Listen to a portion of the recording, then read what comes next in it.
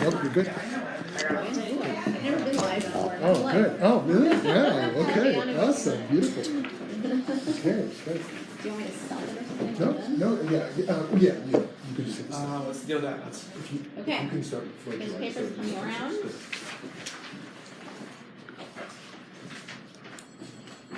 Just need one or two.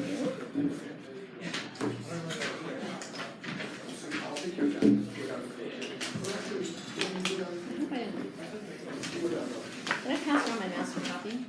No, I did not. There should be two different, there's a Hebrew, and then there's a double-sided one that has like a learn. Great. Okay. Okay, I'm gonna close the door.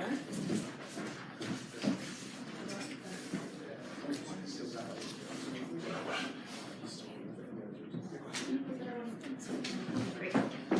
So welcome everybody. You can feel free to come closer. Right? I'm Erin. Half an hour is not a lot of time to do deep Torah, and the Piaseczna Rebbe is a very, deep thinker. So I'm going to do my best to give you a short snippet. I called this little session Torah for Dark Times, and I gave Shmuley that title in the summertime, and I had all sorts of ideas about what that darkness might refer to, and I'm sad to say that there are so many other kinds and instances of darkness that we might be struggling with, whether it's in Pittsburgh, in Israel, in our own communities. We don't have to look too far. So you can interpret that as you wish. But the question on the table is, what might we say about darkness, and what might there be, what Torah might we offer during times such as these? And I'm choosing to bring you a piece from the Piaseczna Rebbe. For those of you who don't know, the Piaseczna Rebbe is known as the Warsaw Ghetto Rebbe. He was born in 1889 and died in a labor camp in 1943, killed by the Nazis. And he spent time inside of the confines of the Warsaw Ghetto. His community was inside of the ghetto, and he taught Torah there week after week. And the book that we are looking at is called Eish Kodesh. It is a collection of essays that he wrote between 39 and 42. And something that's interesting about the book is that though it is clearly tracking historical developments within his own community, as it increasingly, as the Nazi threat increased and became harder and harder, he never references the Nazis directly. So what you have here is a kind of spiritual document that is unquestionably accountable to history and to personal circumstances, but doesn't actually reference it at all. And one thing that's interesting about it is that it incorporates varieties of views about the same question over and over again, right? Which is, how do we make sense of this? What are we going to do about it? And those answers change over and over and over again. He sort of tries on for size very different perspectives on suffering, using paradigms from our tradition and deploying them in creative ways. So there are essays that are about Akedat Yitzchak. There are essays that use the Mipnei Chata'enu, on account of our sins kind of orientation. There is the notion of Yisurim Shel Ahava, or we are chastenings of love, that maybe this is a grand expression of divine love. There's Iyun. There's all kinds of paradigms from our tradition that he wants to use in these very dire circumstances.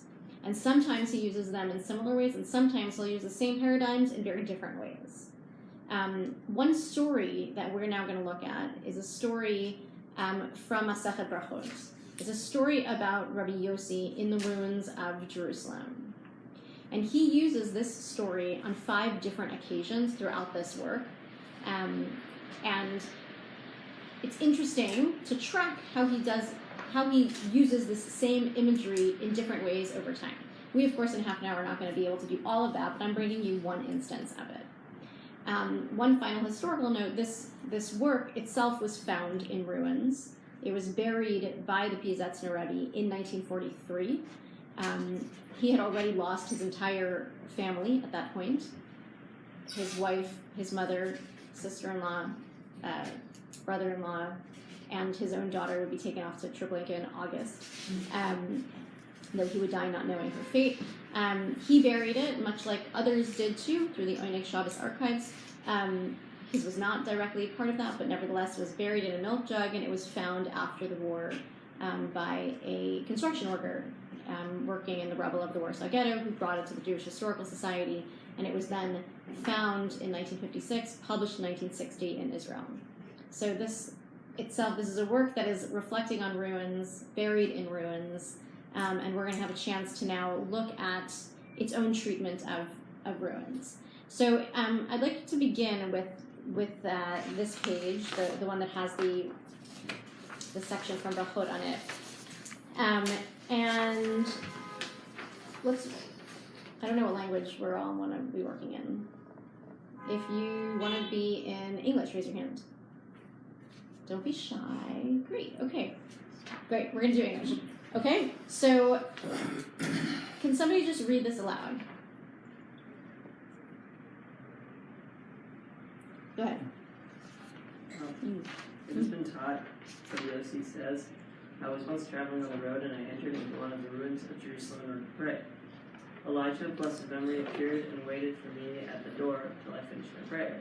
After I finished my prayer, he said to me, Peace be with you, my master. And I replied, Peace be with you, my master and teacher. And he said to me, My son, why did you go into this ruin?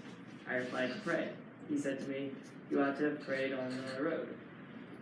I replied, I feared lest passers-by might interrupt me. He said, You ought to have said an abbreviated prayer. Thus I then learned from him 3 things. One must not go into a ruin. One may say the prayer on the road. And if one does say his prayer on the road, he recites an abbreviated prayer. Okay, I just want to pause here and make sure we're all following. Right, so Rabbi Yossi goes into ruins of Jerusalem. Right, so this is post-destruction. He wants to daven. Seems like he does, right? And he has an encounter with Eliyahu. Seems like that's like a normal thing somehow, right? Hi, what's up? How are you, my son? I'm okay. Tell me what you heard, or what you were doing. Sorry. And what's quickly? What's Eliyahu's message to him? Right. You shouldn't have done this. Right. You shouldn't have done this. It is not seemly. Well, they'll describe at the end maybe why, but one ought not pray inside of ruins. Okay. If you wanted to, you could have prayed on the side of the road, you could have davened a shorter prayer, but this idea of entering into the ruins is not something that you ought to have done. Okay, keep going. Further he said to me, My son, what sound did you hear in this ruin? I replied, I heard a divine voice, cooing like a dove, and saying, Woe to the children on account of whose sins I destroyed my house and burnt my temple, and exiled them among the nations of the world. And he said to me, By your life and by your life, not in this moment alone does it so exclaim, but thrice each day does it exclaim thus. And more than that, whenever the Israelites go into the synagogues and the schoolhouses and respond, May his great name be blessed. The Holy One, blessed be he, shakes his head and says, Happy is the King who is thus praised in this house. Woe to the father who had banished his children, and woe to the children who had to be banished from the table of their father. Our rabbis taught there are 3 reasons why one must not go into a ruin: because of suspicion, of falling debris, and of demons. Okay, great. So this last part here, we now have Rabbi Yossi reflecting on what it is that he heard. Right? What is it that he hears? Voice. A voice. A voice. And what is the voice saying? Thank you. Kind of mourning the condition of the sons who were. Good. Woe to the children on account of whose sins I destroyed my house, burnt my temple, and exiled them among the nations. In Hebrew, it's Oy lebanim, sheba'avonotechem hecharabti et beiti, etc. Right? Oy to my children. They did a really bad thing. Right? They did a really bad thing. They sinned a lot, and on account of that, I, their parents, right, had to exile them. And I saying God, sorry, right? And God is saying, this hurts me too, right? But oy levanim, poor children, that you messed up in this way, that now we're in this ruined situation. Okay. And the last part there is, again, referencing the earlier part of not going to the ruins, and there's 3 reasons given. I don't want to go into it, but I just want you to note that this section ends with a kind of halacha, right, that we don't go into the ruins, and we don't go into the ruins because there are 3 different reasons why. Suspicion, falling debris, demons. It's a scary place. It's a dangerous place. We ought not go there. Okay. Any questions until this point? We could spend the entire session and then some just on this Agadah, but we're not going to do that because what I'm interested in, for our purposes, is what the Piaseczna Rebbe actually does with this story. Okay? So if you could turn over now, you can look at either the English or the Hebrew. The English is on the back of this page, and the Hebrew is the singular page here. I'm going to ask you a hard question, but I'm going to nevertheless try it. Look at the first paragraph. Either in the English, we learn in the Talmud, Rabbi Yossi said, I was once traveling on the road, or in the Hebrew, Elam Eshbatim, Hina Ita B'Barachot, Amar Rabbi Yossi, etc. I want you to take a look at that first paragraph, and I want somebody to tell me what is different about the way that the Rebbe tells this story.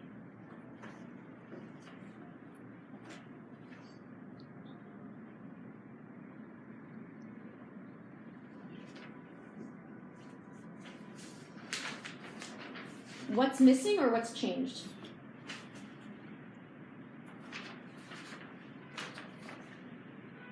There's no mention of Eliyahu saying that you should have not done it before Excellent. going into the Kuin voice. Excellent, right? So you can see in Hebrew there's a lot of the chules. In the English there's some ellipses, right? What's missing? What's missing is the entire exchange between Eliyahu and Rabbi Yossi about the prohibition to enter into the ruins. That is true in the middle of the story, and also I included the last line of the original for you to note where he cuts the story.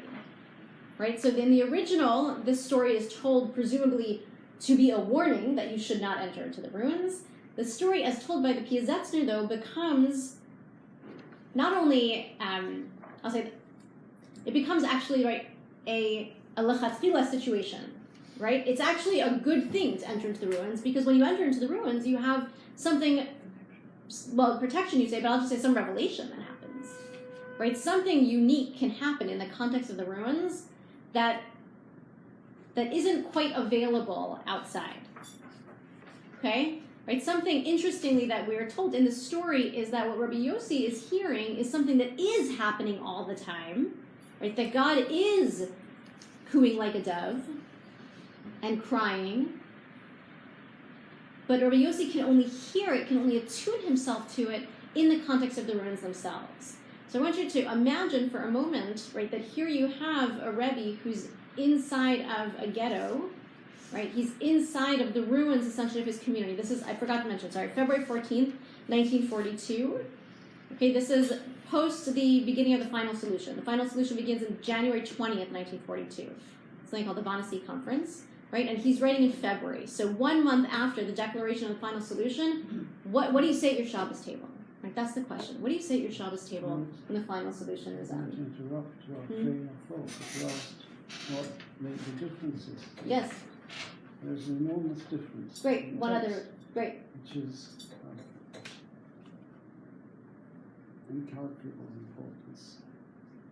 In the Talmud, it doesn't say the word kivyachol, which is Mm-hmm. extraordinary, Okay, but it's missing. And in this text, yeah. it says, HaKadosh Baruch Hu kivyachol menatneach rosho, Okay, which is what you expect. okay, thank you. Because you wouldn't expect such a bold anthropomorphism Mm-hmm. to be uttered without the kivyachol. Okay, interesting. And the Rebbe cushioned it. Rebbe- Either he had it in his Talmud, which Okay, is possible, which is possible, yes. or he didn't, but he felt that he needed to add it. Okay, I'm going to push you a little bit. If we're talking now about other changes, there's one other one that is very significant here. That's even bigger than one word. The center of the attention in the Talmud is woe to the sons, and in the Hasidic text, in the Piaseczna Rebbe's text, it's woe to God. Exactly, God right? is So in the the suffering figure. Thank you. Right, so in the Hebrew, in the Gemara, right, we have Oy levanim shebe'avonotechem, right? I sort of gave you a little hint by referencing it even earlier, right? The Gemara says, the original text says, what are God's words? God's words are essentially like, shame on you. Shame on you, and I'm hurting too, but shame on you that you brought this about. It really hurts me, but you brought this about. The Piasetzner's text excises that, changes it. It's a very radical move, to move from oy levanim to oy li, right? Which changes the focus, removes culpability, takes away the word of avonotechem, of sinfulness. And I'd like to suggest to you, and this is based on trends within this work that go beyond the scope of this singular moment, but is also reflected here directly, right? That one thing that happens for the Piaseczna Rebbe over time is that he himself really not only moves away from, but actually rejects the very traditional idea of sin and punishment. Rejects the idea, particularly in the inverse, meaning that you can look at punishment and from punishment deduce that there was a sin. I'm going to say that again, right? He moves away from the idea that by looking at punishment or by looking at suffering that you can deduce that there was a sin that gave rise to it.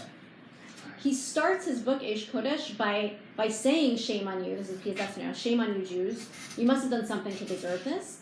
And here in 1942, he's removed himself from that framework altogether, so much so that he's willing to actually change a text.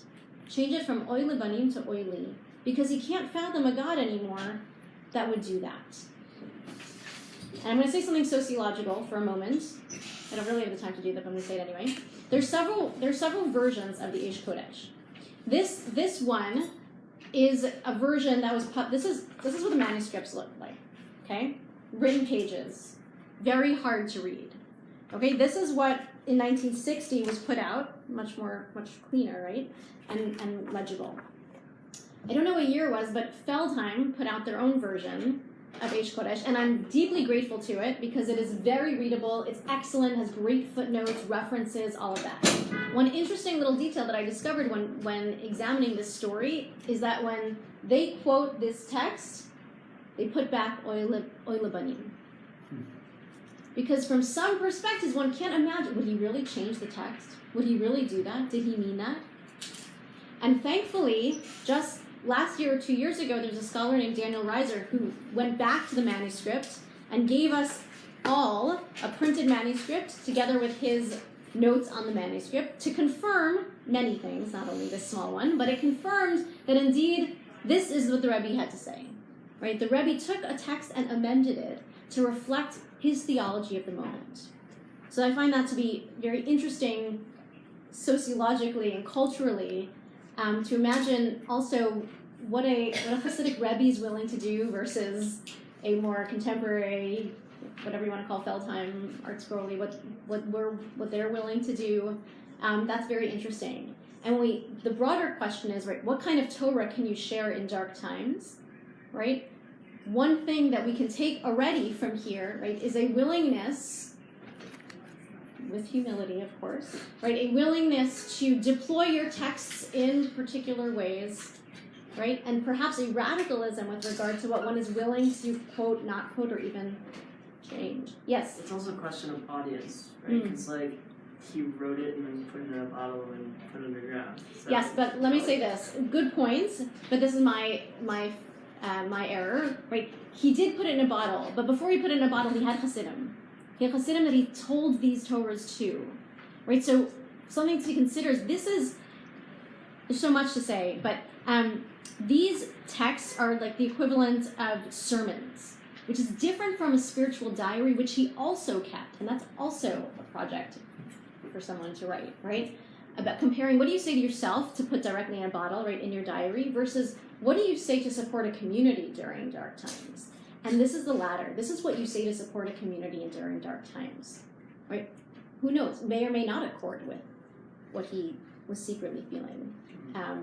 But these are the messages that he gave his own Hasidim on Shabbos that he then wrote down afterwards. Also interesting. Okay, we're gonna move on. We have very little time. we'll start, we're just going to read literally like 2 paragraphs maybe to see what he actually does with this story. Right? So the claim that I have is that just reading the story alone is already information about how he thought one could approach text during these times and what kinds of messages he wants to give over. But what does he do to unpack it? So let's have somebody else read. We'll just do the English for now, starting with we have previously discussed.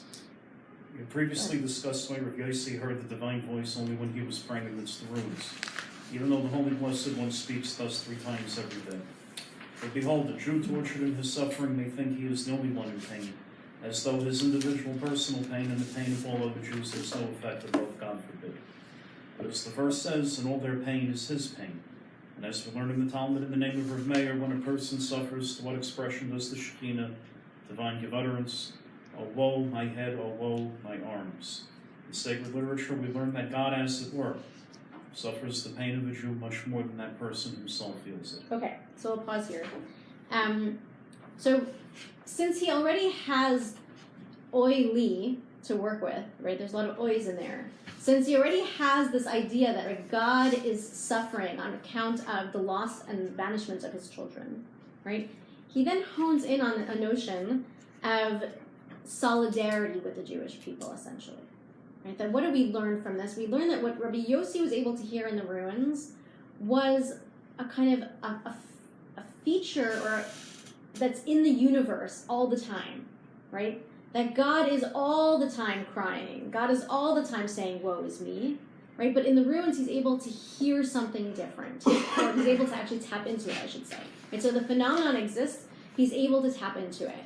And again, I want to emphasize, right, that this, in contrast also to some of his earlier statements, right, is not an indication that God's tears are going to save the Jewish people, but God will be in solidarity with the Jewish people. Those are very different messages. Do we understand that? Right? This is not a God of redemption and salvation, but rather one of solidarity. God is sitting with the Jewish people, crying with the Jewish people.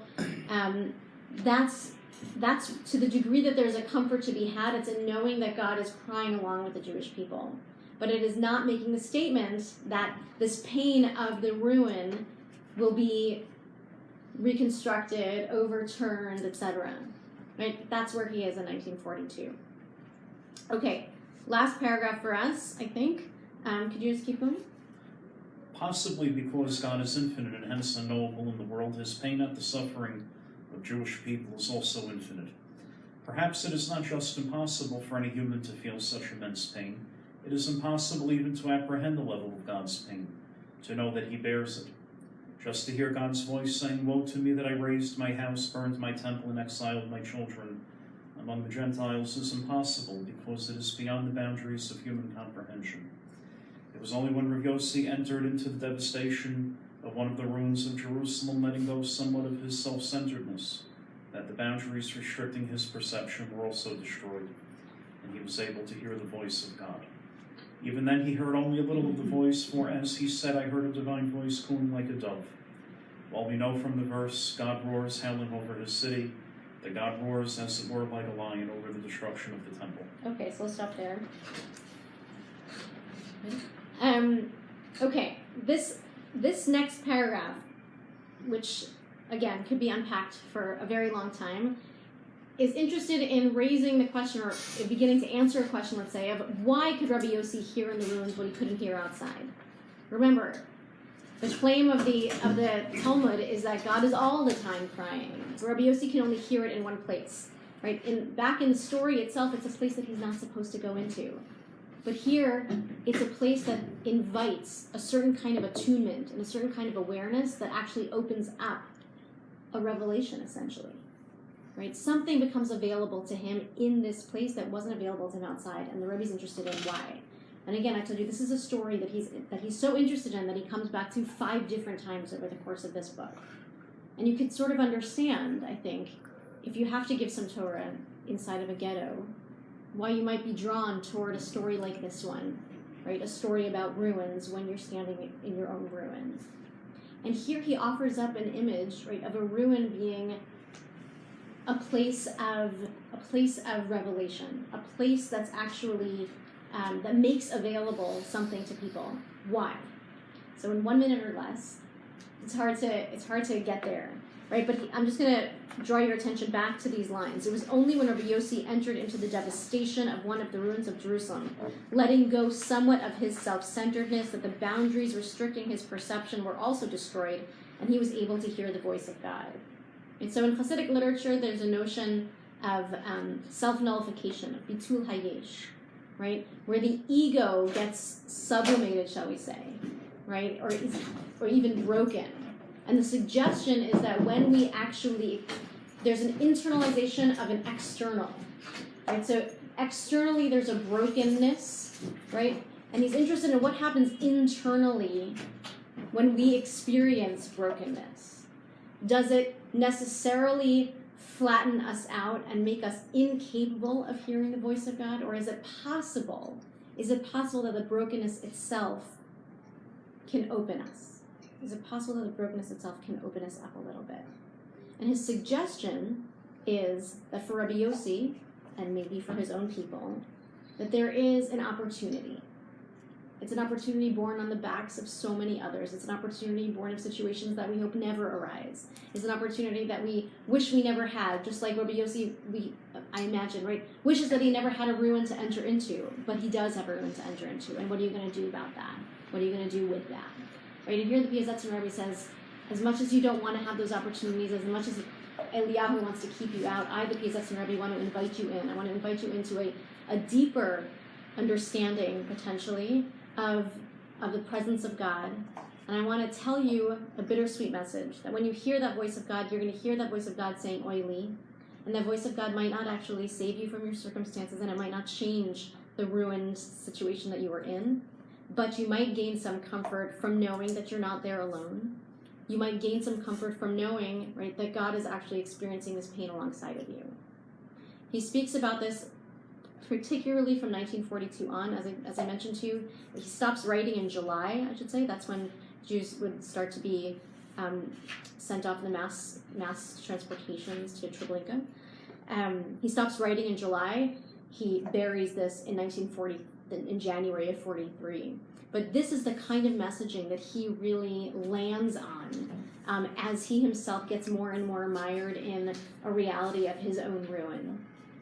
And while it's very dark and we're sitting here on this rainy day, to be talking about any of this, right, I think that there are less dire circumstances that might yield similar insights, right, which is, number one, a move away from the Mipnei Chata'enu model, away from culpability as the only way to understand suffering. That's number one. Number two, a theology of solidarity and not salvation. And number three, a way to use bitul hayesh, or self-nullification or sublimation of the ego, as a way to potentially tap into a different kind of revelation and a different kind of relationship with God. I think that all of those three are messages from the Piaseczna Rebbe that I hope can resonate a little bit in times that feel like they themselves are of ruinous consequences, ruinous times. So I will stop there. This was the little taste. Thank you so much. And I believe we have a break now. Yes. If anybody has any questions or feedback, obviously half an hour is part-time, so I'm here for that. Thank you. Thank you. Thank you.